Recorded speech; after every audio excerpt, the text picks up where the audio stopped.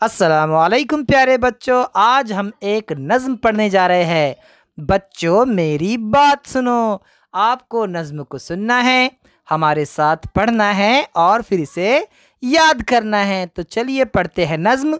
बच्चों मेरी बात सुनो।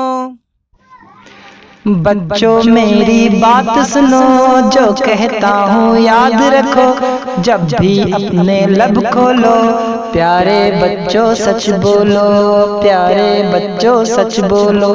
बच्चों मेरी बात सुनो, जो कहता हूँ याद रखो। जब भी अपने लब खोलो, प्यारे बच्चों सच बोलो।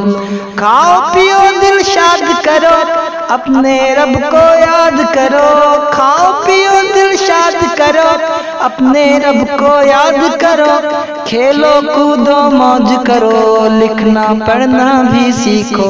खेलो कूदो मौज करो, लिखना पढ़ना भी सीखो। जब सोचो अच्छा सोचो, काम करो जो अच्छा करो।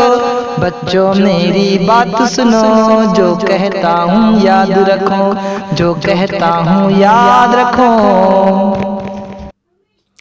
प्यारे बच्चों, आपने नज़्म सुनी, अब इसे याद कीजिए और हमें इसके रिकॉर्डिंग इरसाल कीजिए। हम फिर मिलेंगे अगले वीडियो के साथ। तब तक के लिए अल्लाह हाफिज़। अस्सलामु अलैकुम।